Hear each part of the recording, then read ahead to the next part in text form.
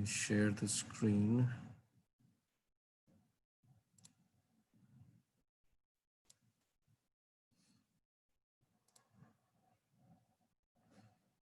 All right. Okay. So hope everybody can see my screen. All right. So namaskar. Good evening, everybody. Welcome to our yoga class. As is our usual practice, we go over the basics of yoga. So here it begins.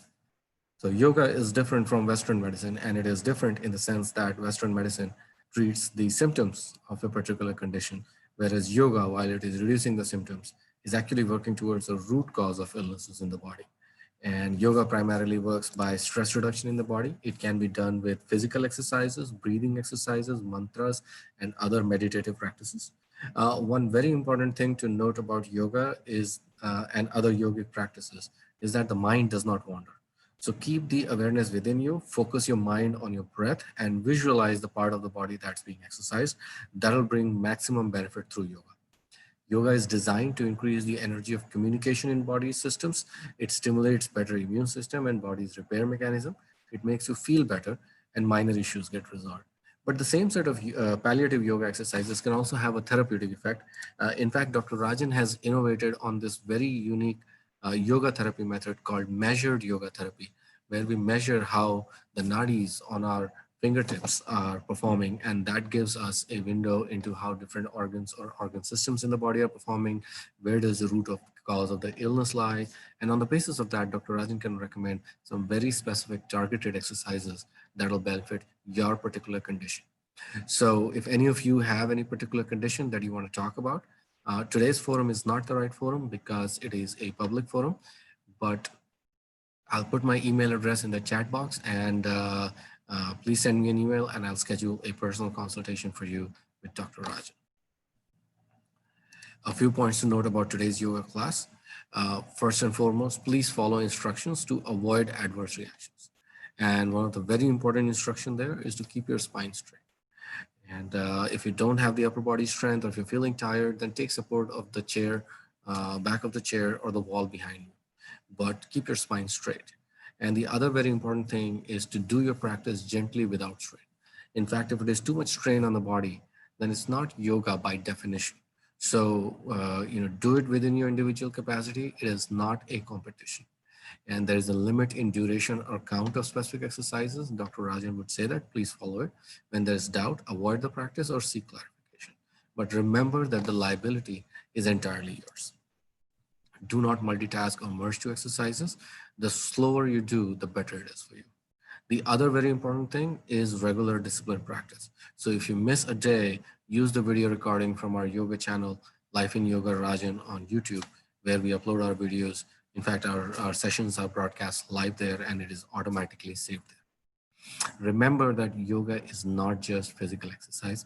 It's a lot more than that, but it is not a religious practice either.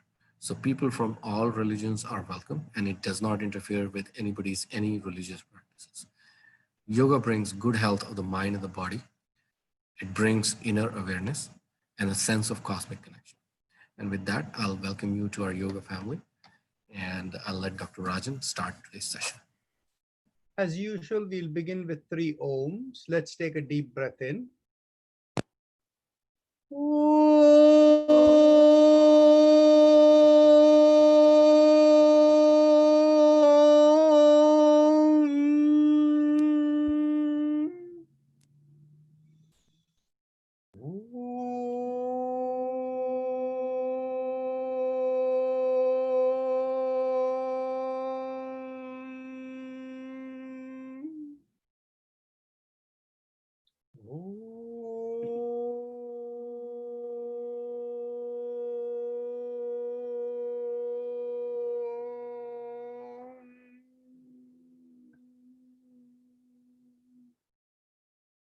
As usual, we begin with chakra vibrations.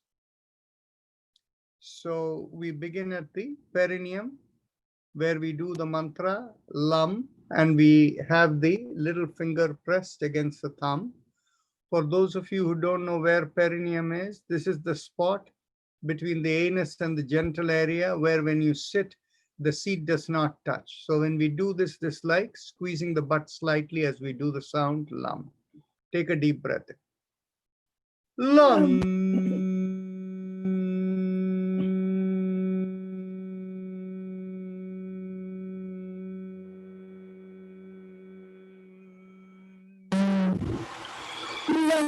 Lam.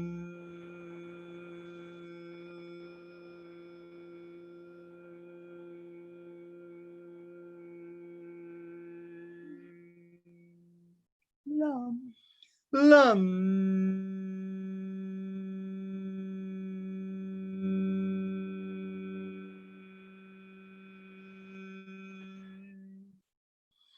Lam.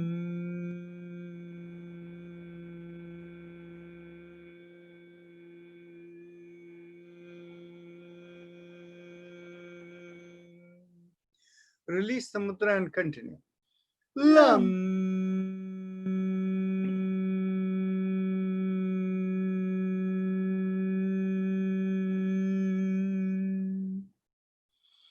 Lam.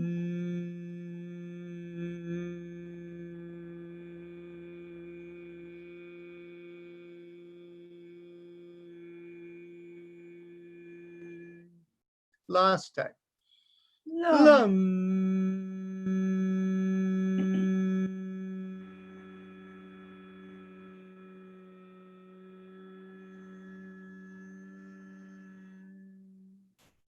Now bring the awareness 1 inch above the perineum, and this is the place behind where we urinate. And here, as we draw in from front to back, doing a slight squeeze, we do the mantra Vam. And here we hold the ring finger pressed against the thumb. Take a deep breath. Vam. Vam.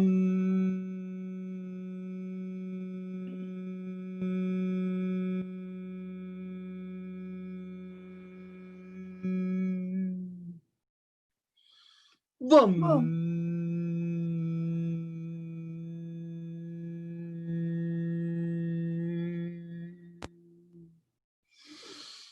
Vam.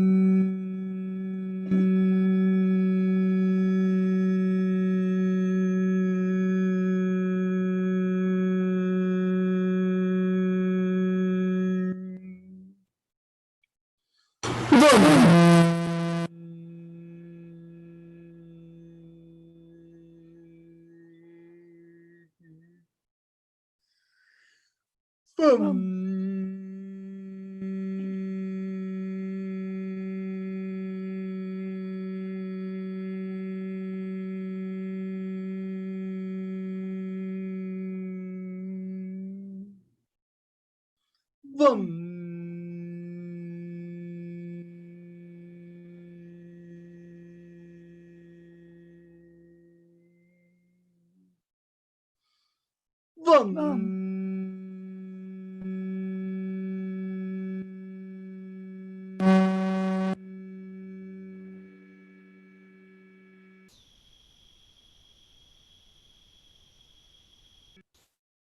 Vam. Vam.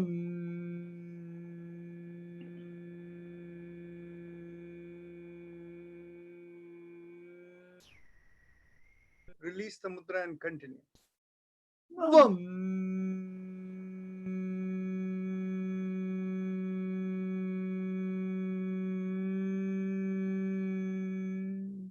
Last time. Vam.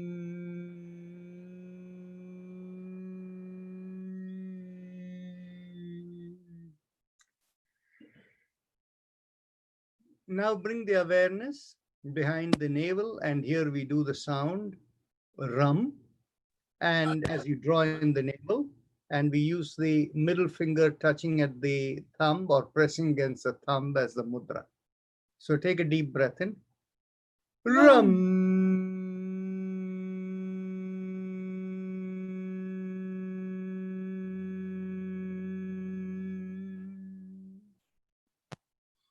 Ram.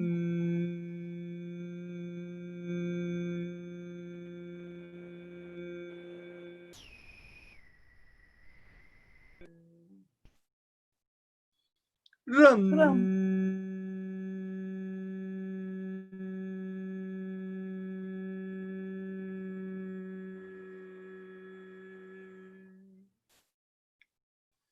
Ram.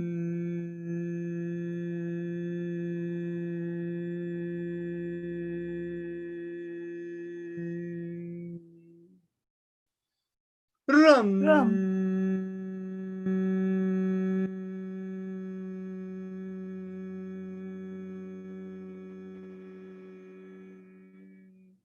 Release the mudra and continue.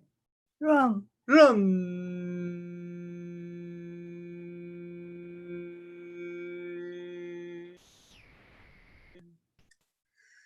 Last time. Ram.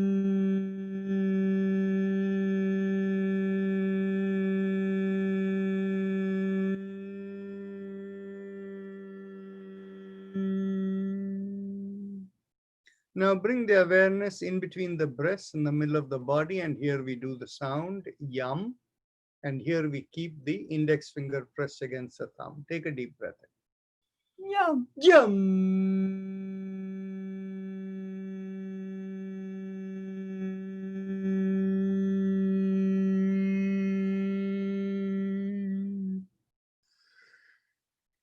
Yum. Yum.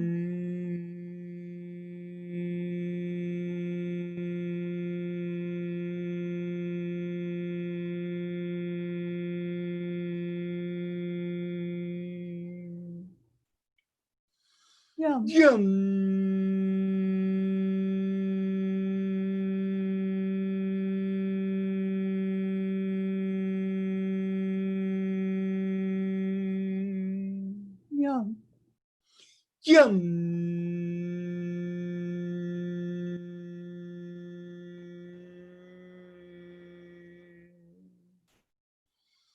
Yum. Yum.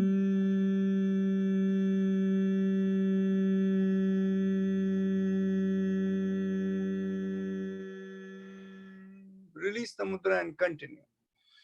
Yum.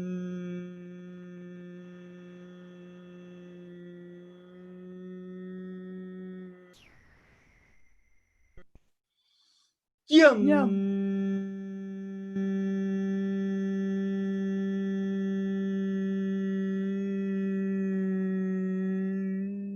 Last time. Yum.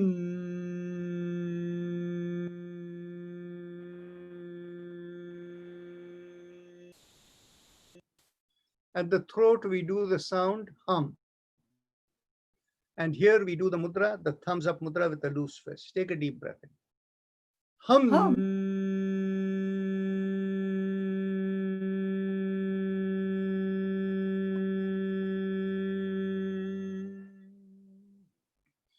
Hum.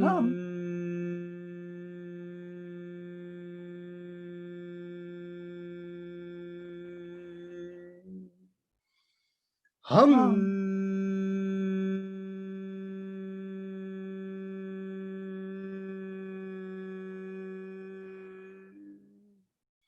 Hum.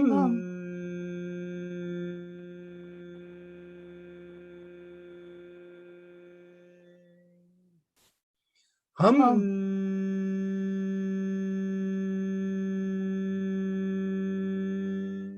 Release the mudra. Continue. Hum. Hum.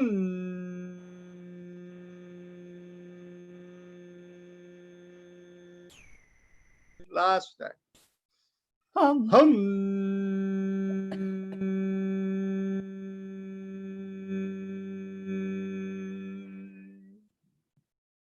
Now, middle of the head, we do the sound chum. So here too, we use the thumbs up mudra. Chum.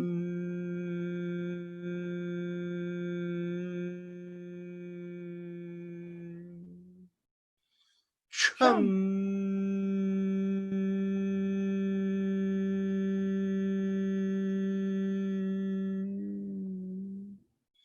Chum. Release the mudra and one last time. Chum. Chum.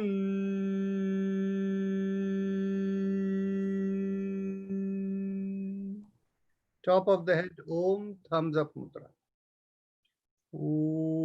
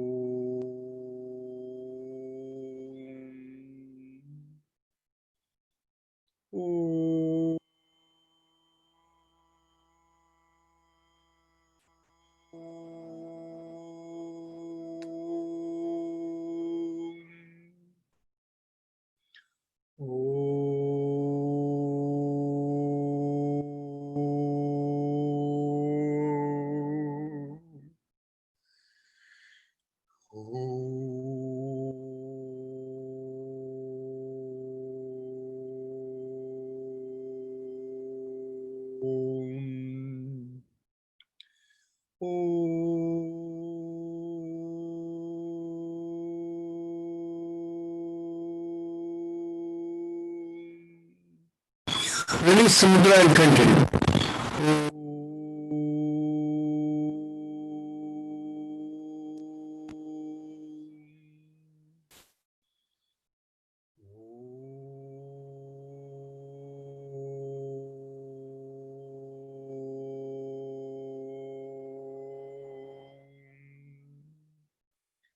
Now we go on to our happy face breathing, our Ujjayi pranayama.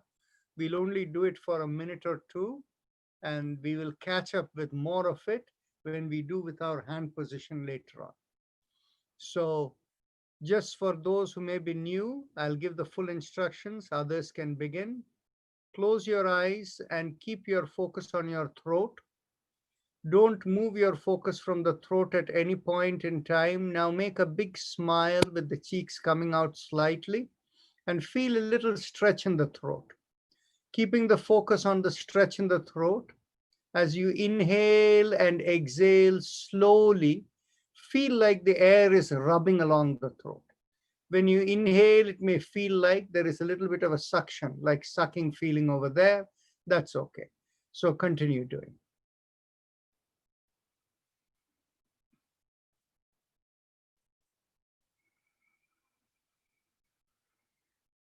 The breath may be long or short based upon each individual, their capacity of breathing.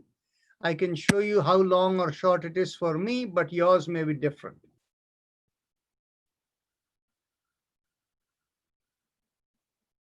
That was inhale.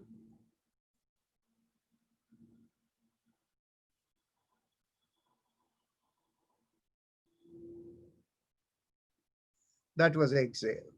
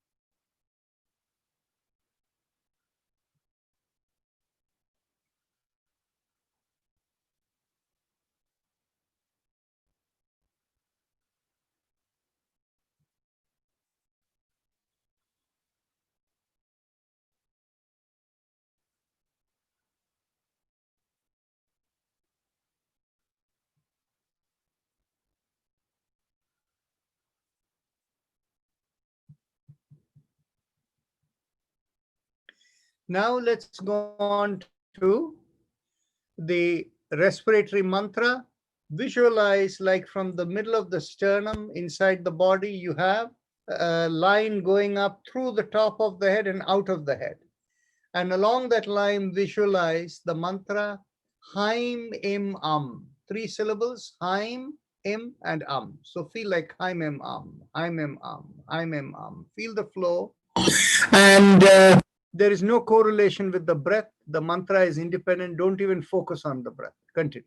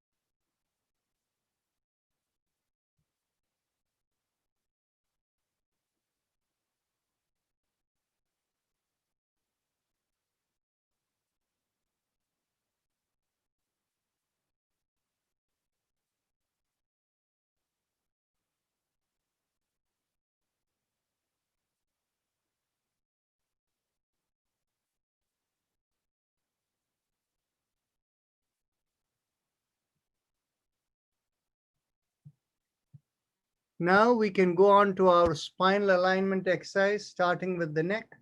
As you exhale, gently bring your ear towards one shoulder, tilting sideways. Inhale, come back. Exhale, tilt the other way towards the other shoulder. Inhale, come back, and continue. 3, 4,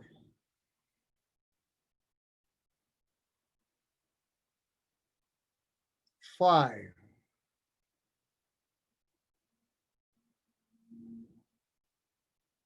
6,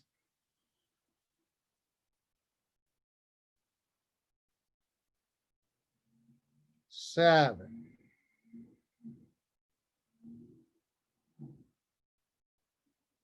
8,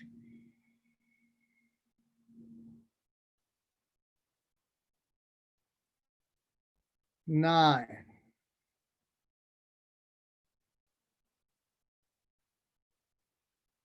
10,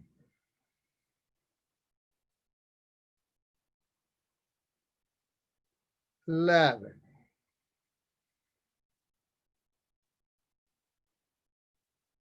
12,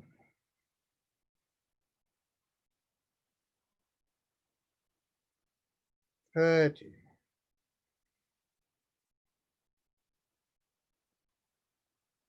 14,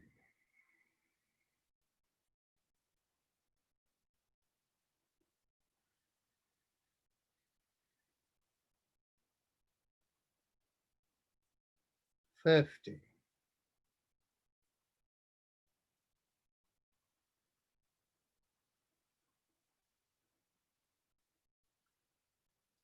Last breath of tilting, and inhale, come back. And as you exhale, turn your head, rotating over your shoulder, looking up.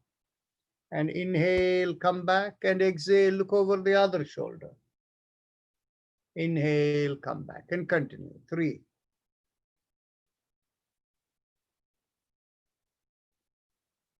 4,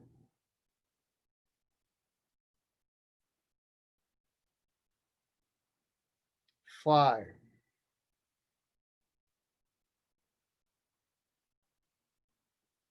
6,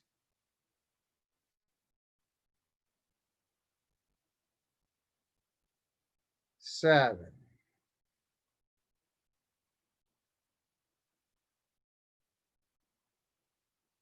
8,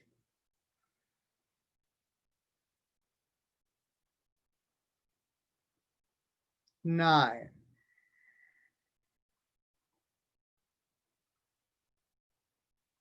10,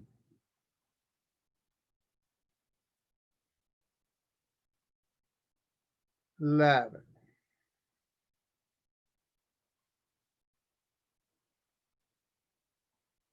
12,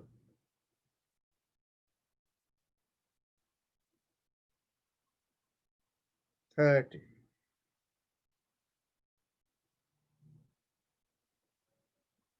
40,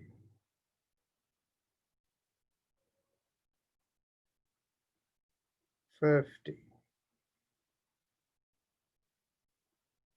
and last 60. Come back to the middle as you inhale. Now take another deep breath in, and as you inhale, go back. Exhale, bring the chin towards the chest. 2,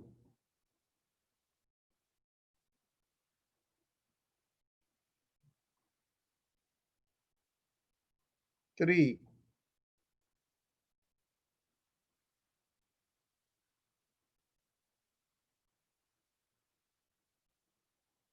4,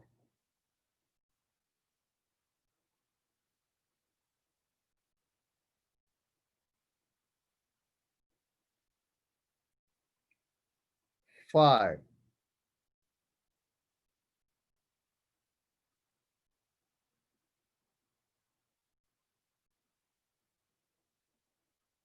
6,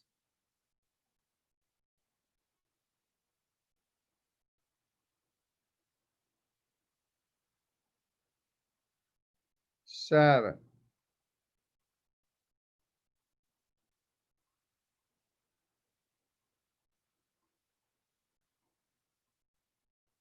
8,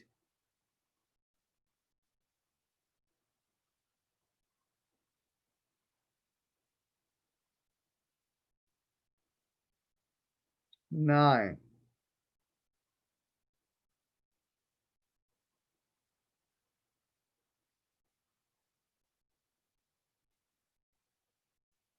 and 10. And as you exhale and bring the chin towards the chest, go 360-degree turn. Inhale half a circle and exhale the other half. And continue. 2,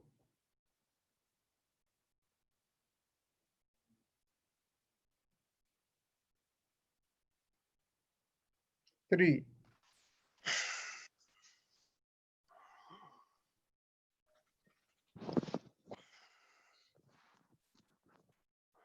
4,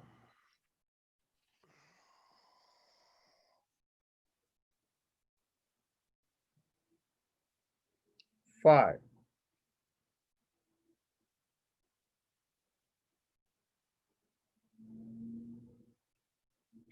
6,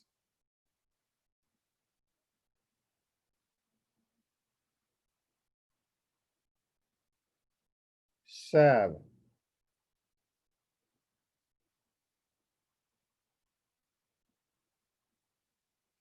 8. Once you complete the exhalation and chin at the chest, we go in the reverse direction. 1,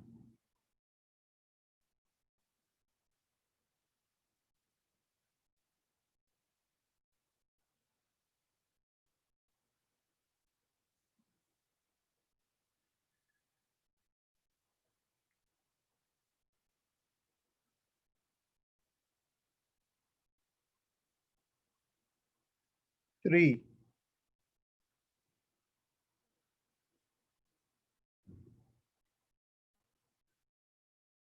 4,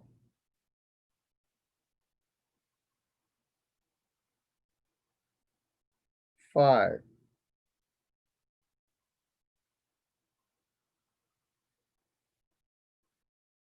6,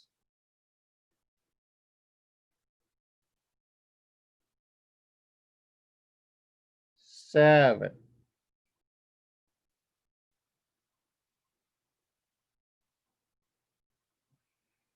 8.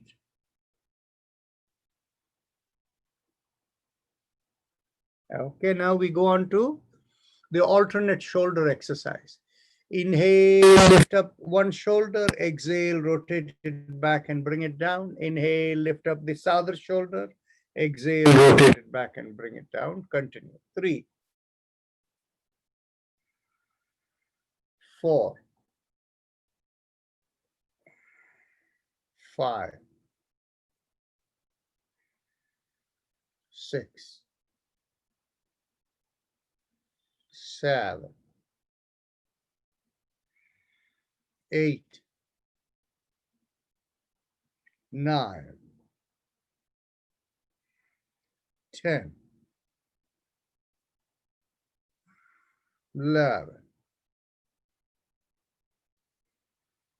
12, 13, 14, 15, 16. Now we go to the hand exercises. Inhale, raise the palm up and stretch out the hands. Exhale, a thumb in and a downward facing fist. Inhale and exhale. Let's go. 2, 3, exhale. 4, exhale. 5, exhale. 6, exhale. 7, exhale. 8, exhale. Now inhale, rotate around the fist. Exhale, complete. 2, 3,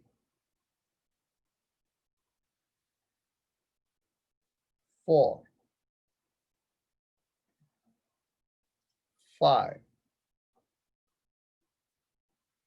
and 6. Now let's go the opposite way. 1, 2, 3, 4, 5, 6, 7, 8. That's good enough. Now, elbows in line with the shoulders. Now we use the full palm and the wrist and the elbows. Inhale and exhale. Inhale and exhale. 3,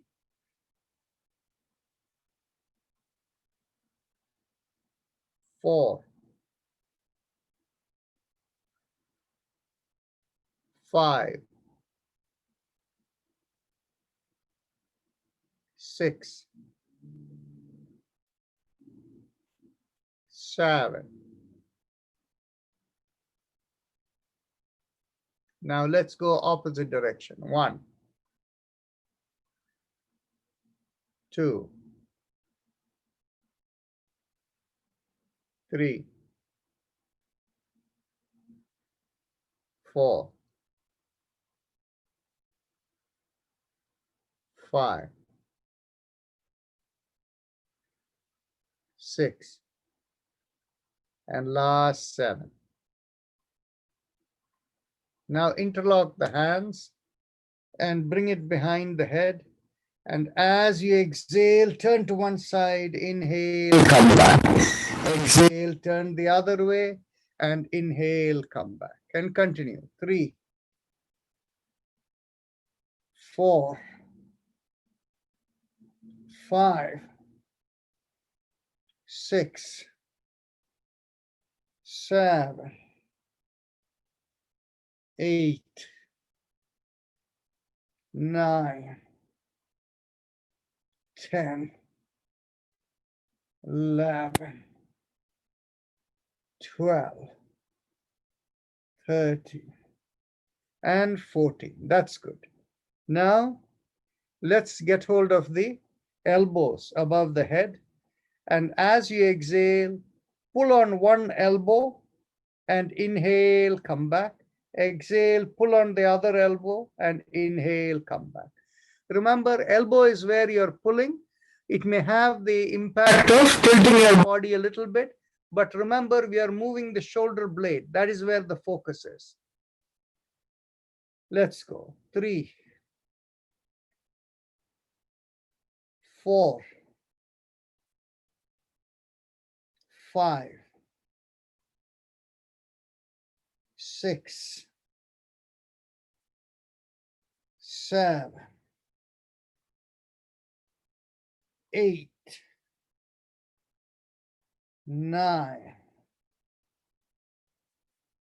10, 11, 12,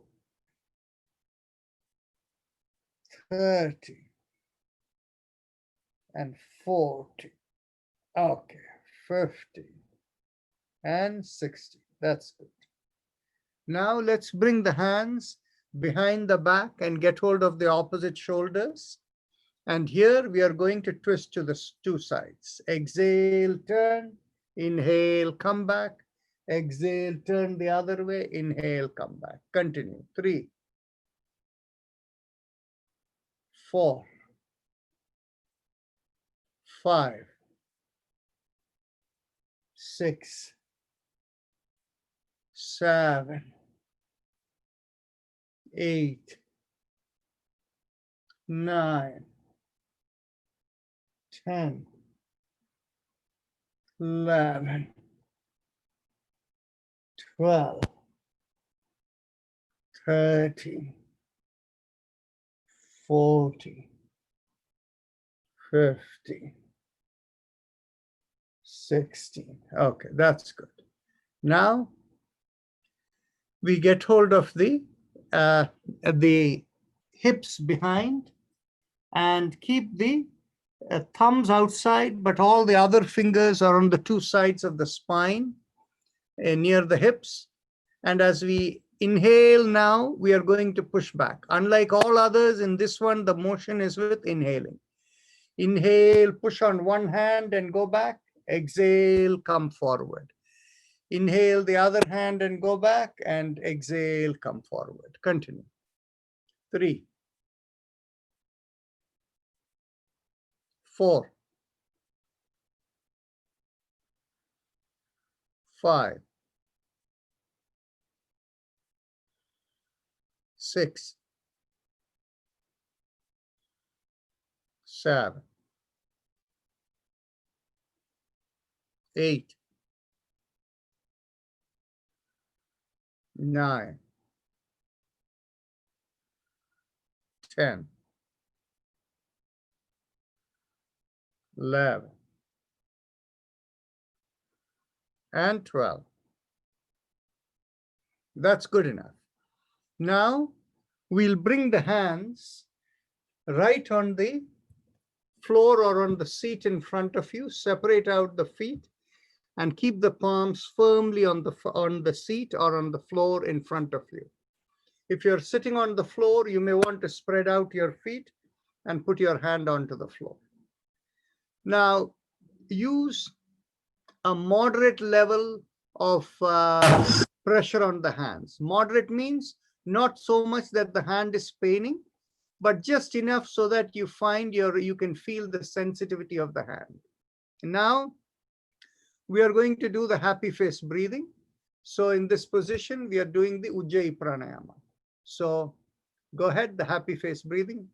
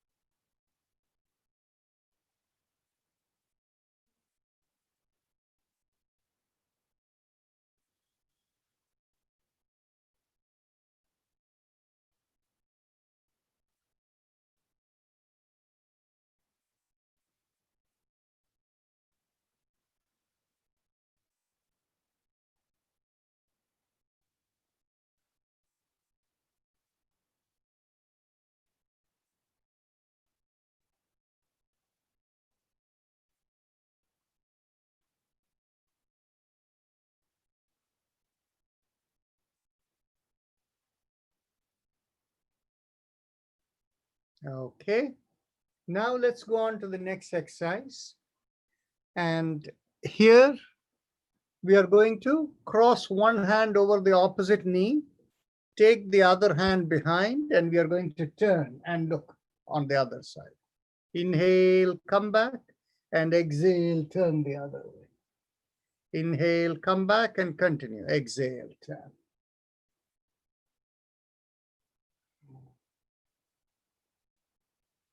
Five, 6, 7, 8, 9, 10, 11, 12, 13, and last 14. Okay. Now let's cross one leg over the other, lift up one leg and put it over the other, and grab the knee on the top. And as you exhale, not only pull the knee up, but cross it over, and then turn the head onto the same side as the knee you're holding. Inhale, release, and exhale, pull. 2, 3, 4, 5, 6, 7, 8, 9, and 10. Now let's go to the other leg. 1, 2, 3, 4, 5, 6, 7, 8, 9, and 10. Okay. Now we can stand up and we will bend. So we'll skip on the cycling exercise. And for those of you who need the support of the chair, you can do it whatever way in which it is most comfortable for you without losing your balance. For those of you who can be standing without any balance concern, bring your elbows behind your back. And as you exhale, pull back the shoulders and come down, and keep the feet shoulder width apart inside of the feet, parallel to each other. And just let normal breathing take place, and gravity will slowly pull you down. Observe the sensation, the stretch of the muscles from the bottom of the feet to the hip, all along the leg.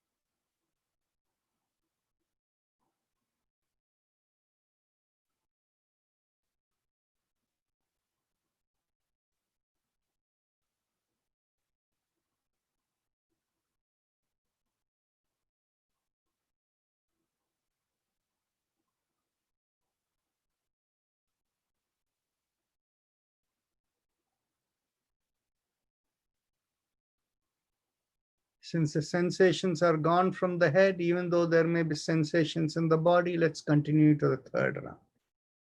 1. Exhale. 2.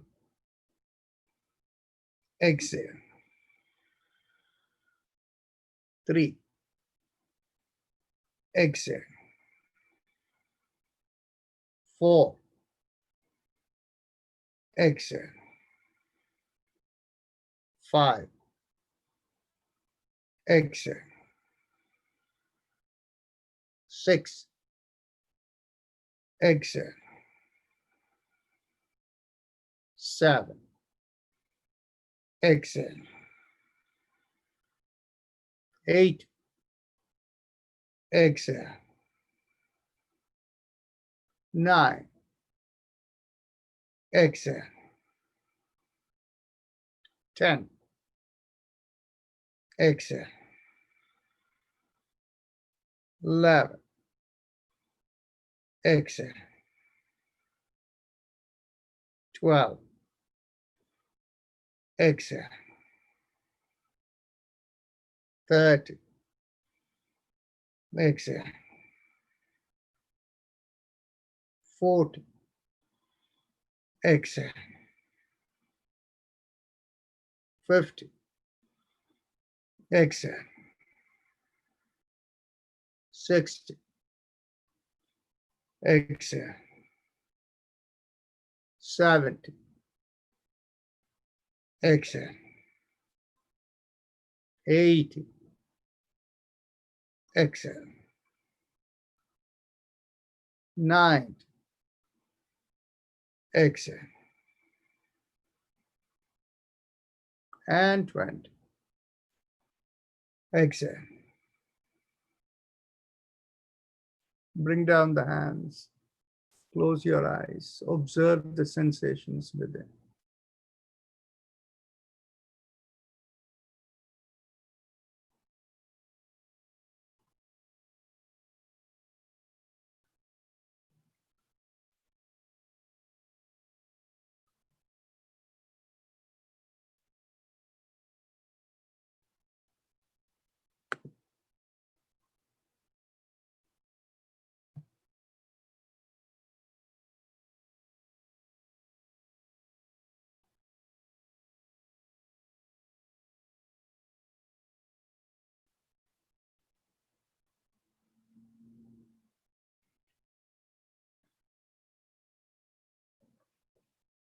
Mentally tell yourself, I give up all ideas and concepts and I care about nothing. And if you have a personal mantra, you can do it. Otherwise, watch your breath.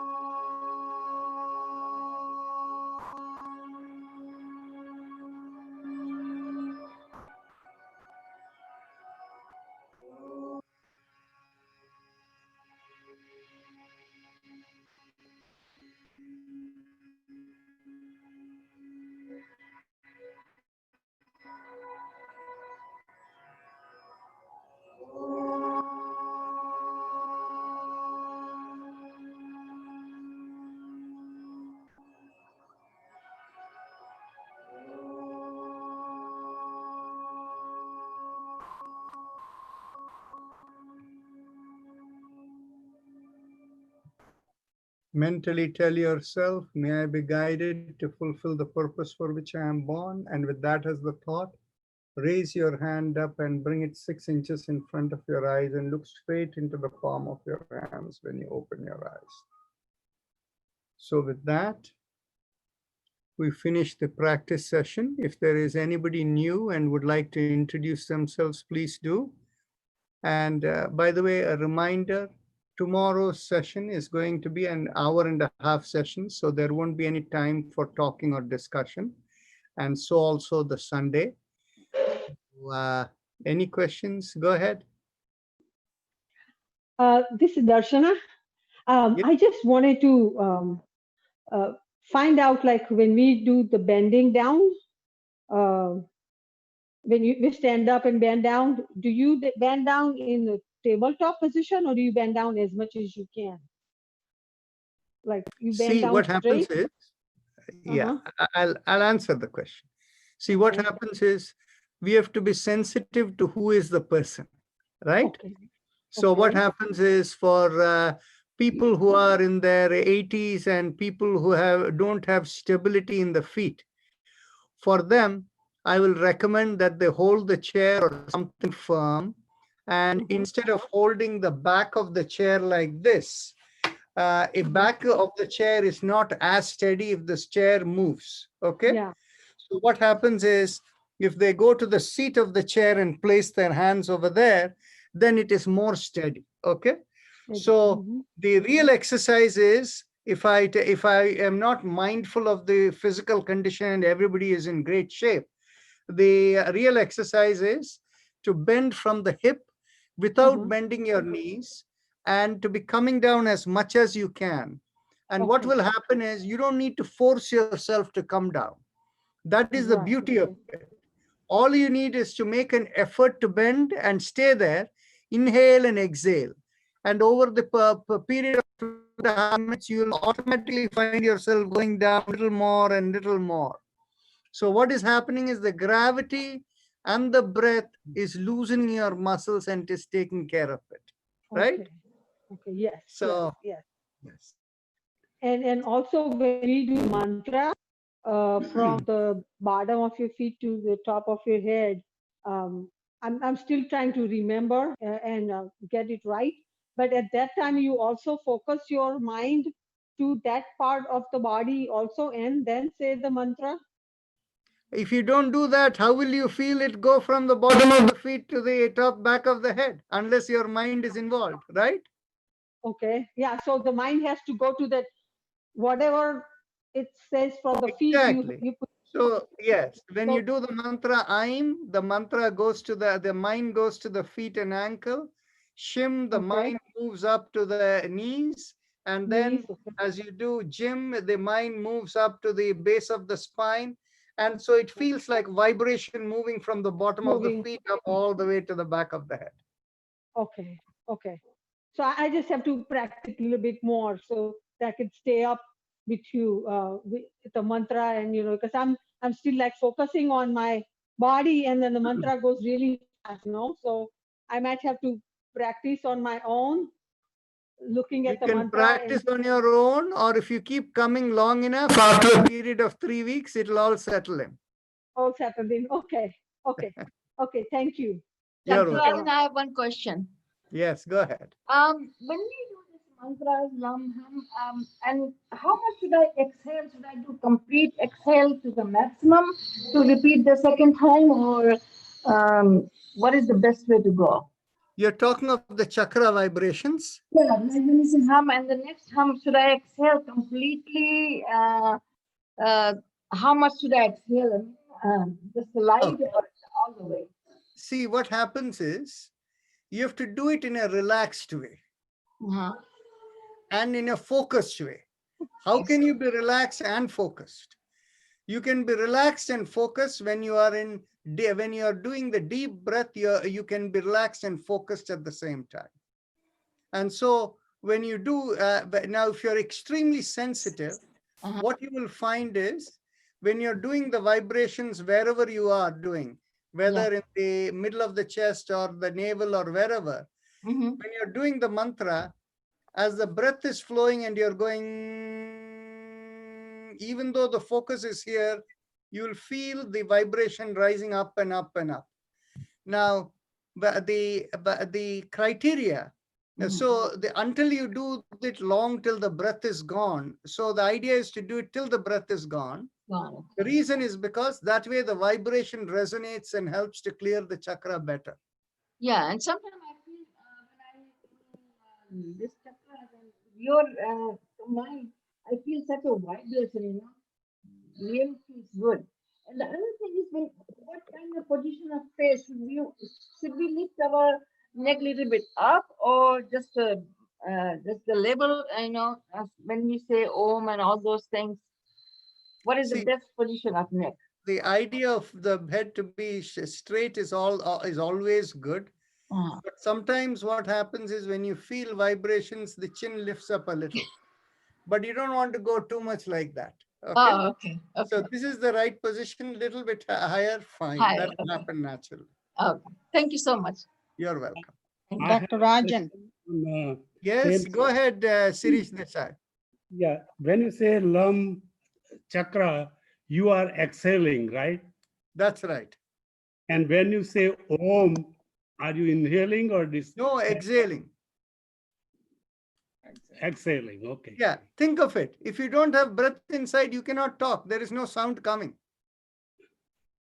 No, but you breathe in and then while saying the mantra, you are exhaling, right? That is correct. Mhm. It's exactly the same as you're talking. You're talking when you're exhaling. Mhm. Okay. Yes, Manjula ji, go ahead. I have a question. When I'm doing Bhastrika pranayama, bottom of my feet started getting like a numbness, but it's not really numb, but it feels like a heavy.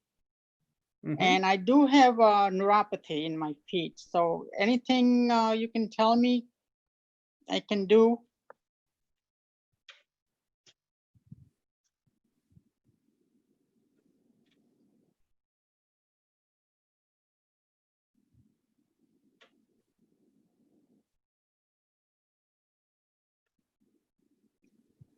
Uh,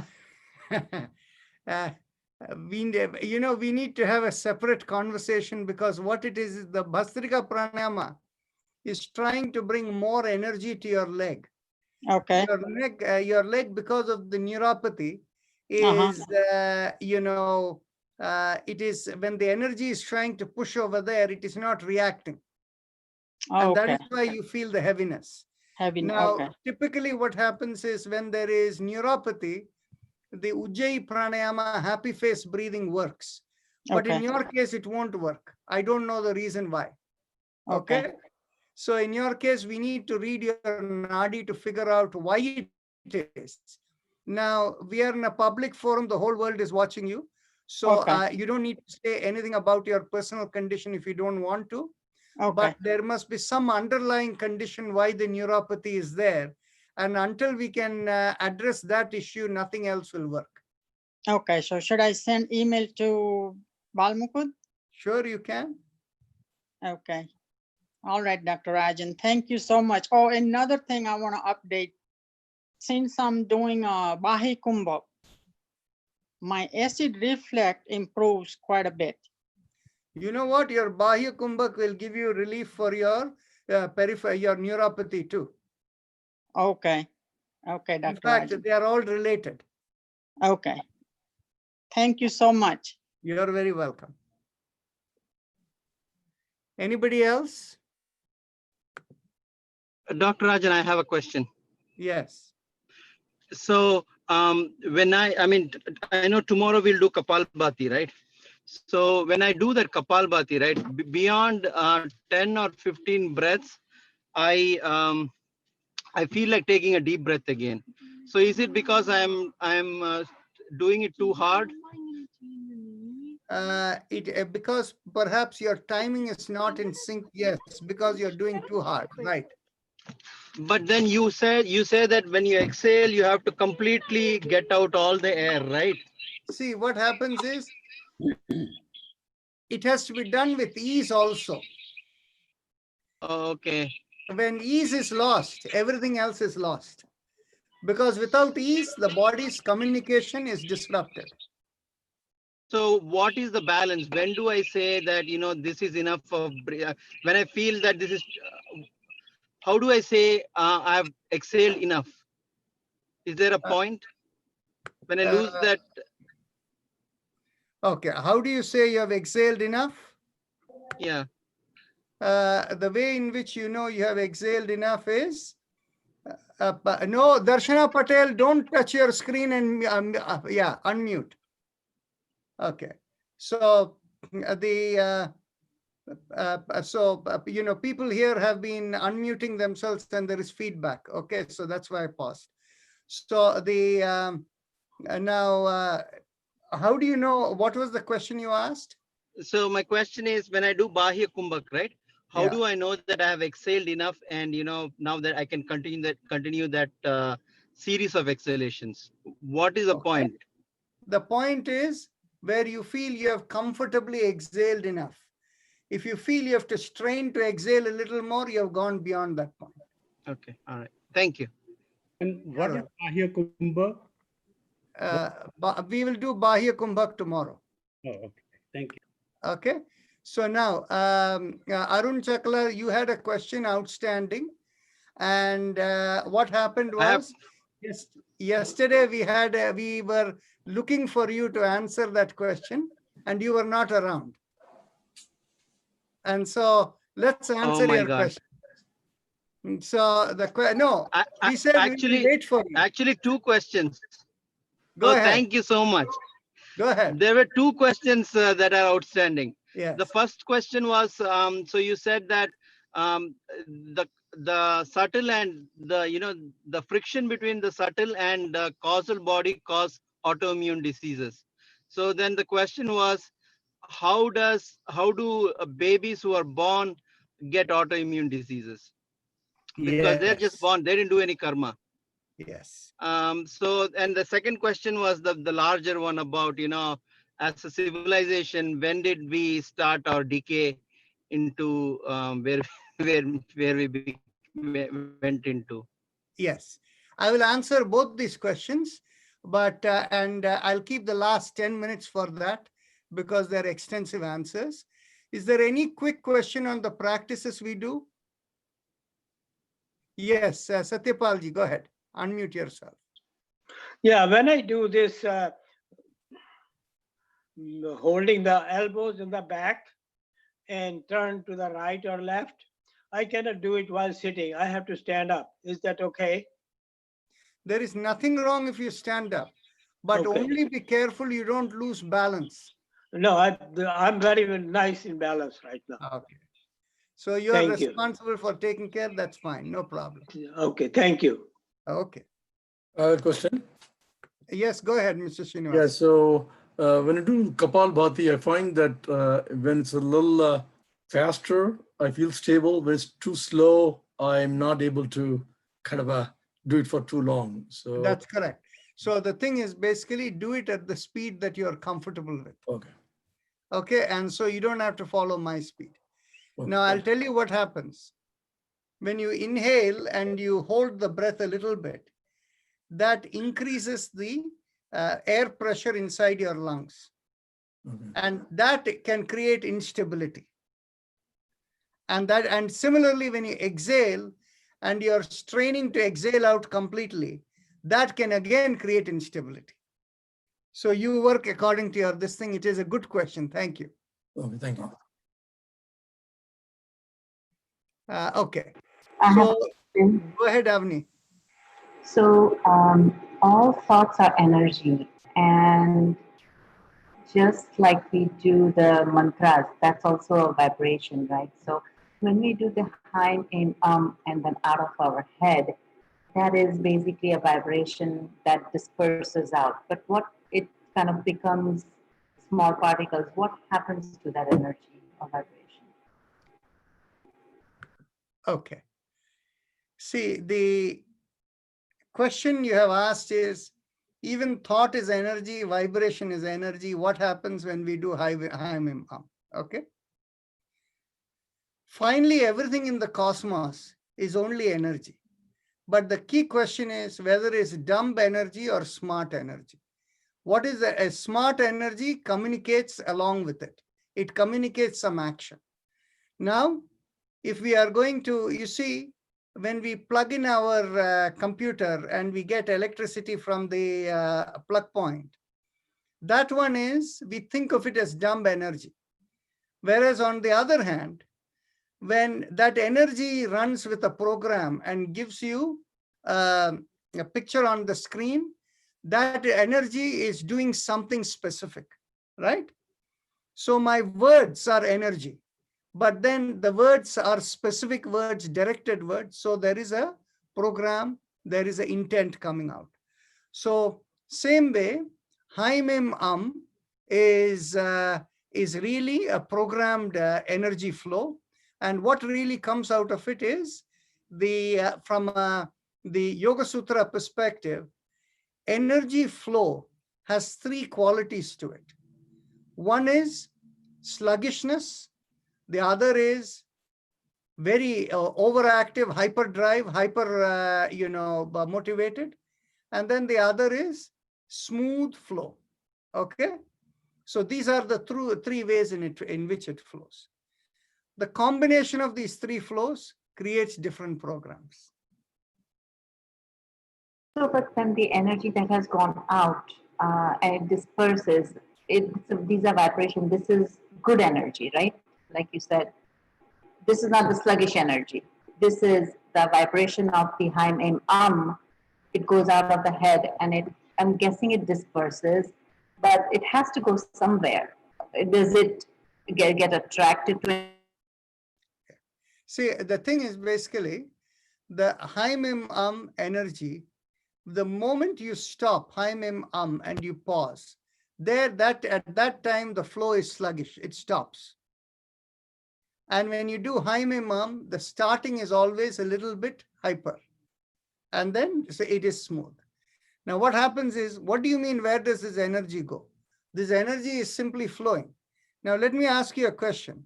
You answer for me the question, well, there is energy flowing in our computer and it is coming on the screen. Where does the energy go from there? You tell me the answer and I'll tell you the answer where this goes. It gets used to produce the picture. Okay, so it gets used to restore the respiratory function. Okay, thank you. Okay, so now let's go on to Arun Chakla's question. Arun, you're around, right? Hello, Arun, are you there? Yes, I am. I'm driving actually. Yes, I'm here. That's fine.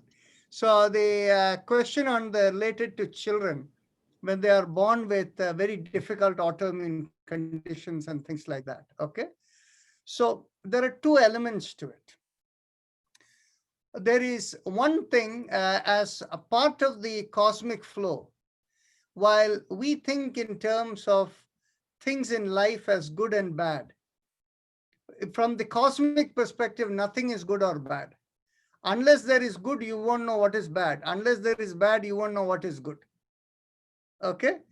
And so what happens is, as part of the cosmic flow, there are some things that are planned in a way which will look like tragedies in life. Whereas, I'll give you one example of it is, I think you may remember from the story of the Mahabharata, how when Ganga was married to Bhishma's father, right? Shantanu, the king Shantanu. At that time, the first 7 children, Ganga went and drowned in the Ganga. Remember? Now you will say, you know, what crime have the child committed to go and get killed the day they were born? Right?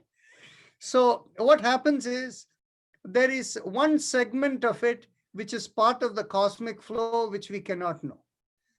But there is another segment of it is where it can actually be a result of the previous karmas from the previous lifetime for the child.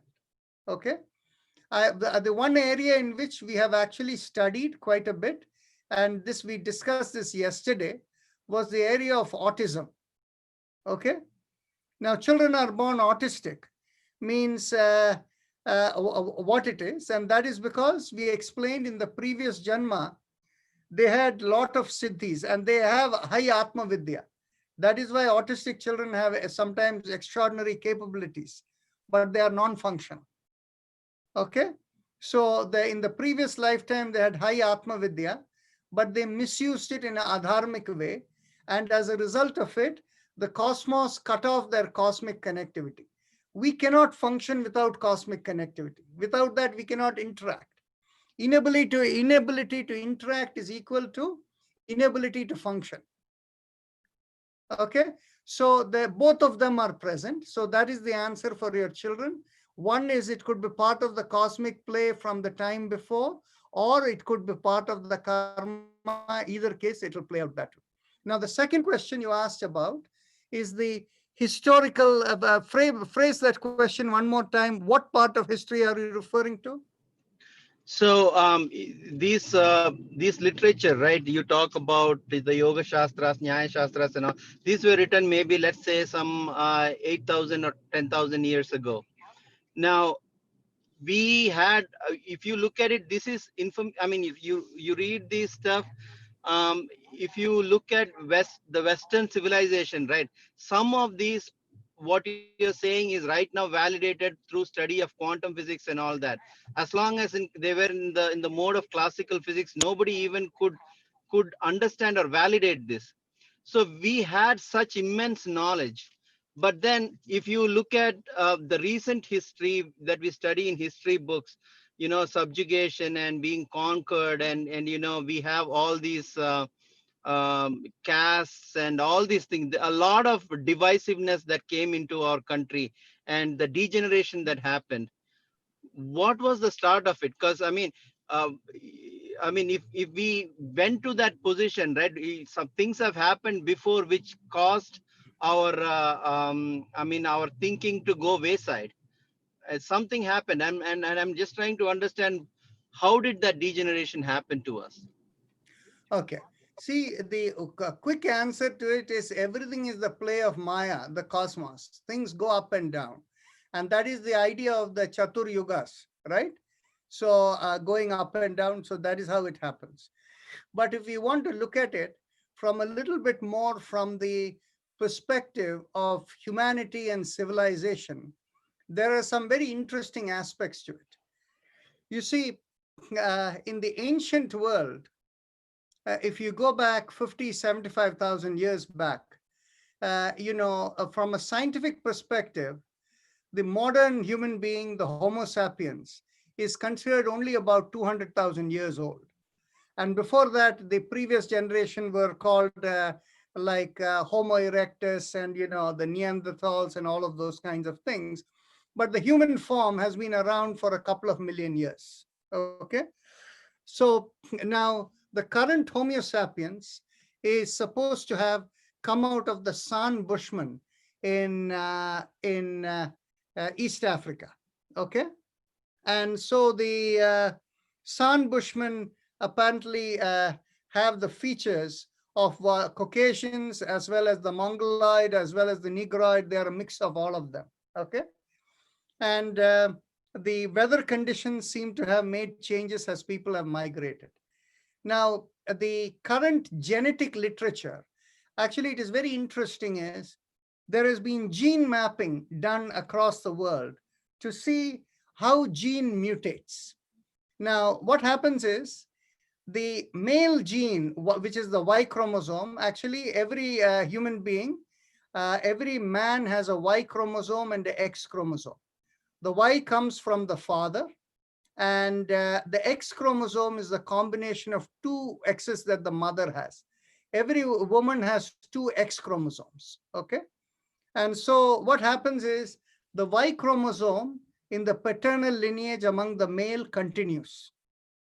And so you can track the Y chromosome to see how mutations happen from generation to generation.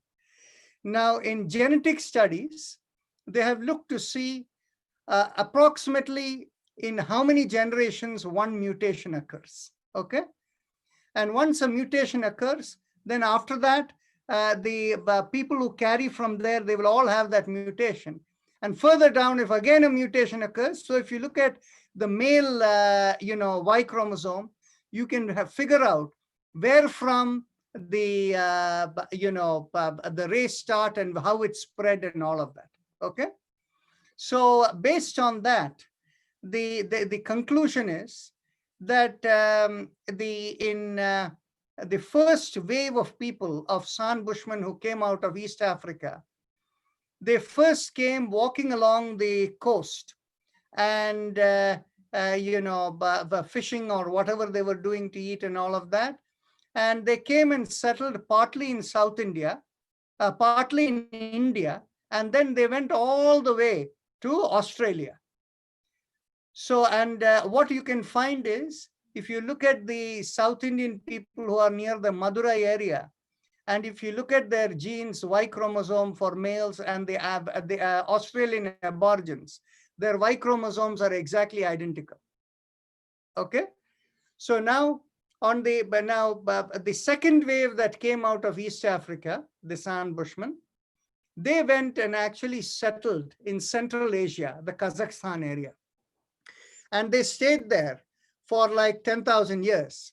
And after that, from there, 4 waves came out. One wave went towards Europe. The other wave went towards Upper China and Siberia. And they crossed over into North America and they came down. And then the third wave went into Lower China, and that went all the way to Korea and Japan. And the fourth wave again came back to India. So India was the only country in the ancient world which had 2 distinct waves of people coming, some 50,000, 75,000 years apart. And so we talk about the Aryans, Dravidians, and things like that. So what it is it's really the 2 waves of the San Bushmen coming out of East Africa that came years apart. The second wave being conditioned by the colder climate of Central Asia from Kazakhstan that came. And so India became the only country in the ancient world that was a melting pot of people who had come to India like 50,000 to 75,000 years apart. Now think of it. Now, anytime you go from your civilization, the culture that you're used to, and you go to a different country, then in which case what happens? You see, in India, we have a large proportion of vegetarians, right? And of course, in India, people of a Hindu background don't eat beef. And in general, you will find even within non-vegetarian people in India, they are not non-vegetarian every day. They may have it 1 or 2 days in a week and things like that. So from that culture you come, and then you go to the European culture, and there you find they're having meat every day, okay? And then the kind of meat they have, beef and things like that. And the other thing is culturally, if you think from India and, the tropical countries, particularly India, anybody who gets up in the morning before they engage and go and meet people and things like that, they will always shower and go, right? After a bath. Whereas in the European culture, a shower is after the end of a hard day's work. So they don't, have a bath or shower when they go out, okay?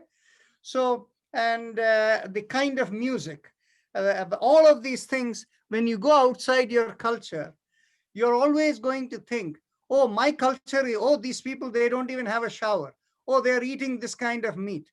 And so in your mind, you carry these things and you might feel, oh, my culture is superior to the other person's culture, right? And the part is basically when this happens, you have this, anytime you see distinction is what probes your mind to think, what is beyond? How do you explain it? And you come to realize whether the person is a vegetarian or a non-vegetarian, whether a person is of one culture or a different culture, one religion or another religion. In every of one of the groups, there are nice people and there are not so nice people. There are honest people, there are dishonest people, right? So what happens is you quickly begin to realize that, all of humanity is one, and you look for a higher commonality. And that higher commonality is what, when you look for it, that is what probes your thoughts. And remember, from the Yoga Sutras, what do we say? Until you seek, you will not get. That is what the Dharana, Dhyana, Samadhi is about. But in order to seek and get, you need to be purified. You need to get out of all the assumptions in your system, right? So the thing is, you see, India was in those times, because of the clash of two cultures that came along at that time, it provoked a lot of thinking, what is beyond? And that is why India had this extraordinary spiritual growth, okay?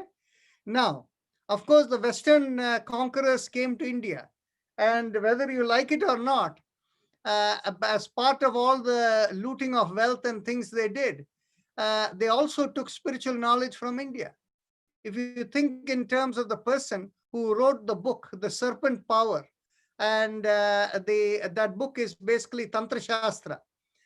He was actually a practicing European, a British judge who was in India.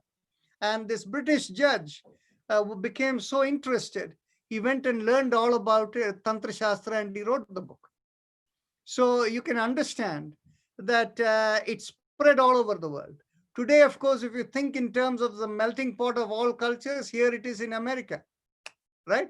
So anyway, so those are the causal, the game of the Maya, as well as how you look at how humanity has spread around the world. Those are all the ways in which things have happened. We have gone past our time, so we'll carry on the questions on Monday. Thank you so much. Namaste, everyone. See you then. Bye. Namaste to all. Namaste. Have a blessed weekend.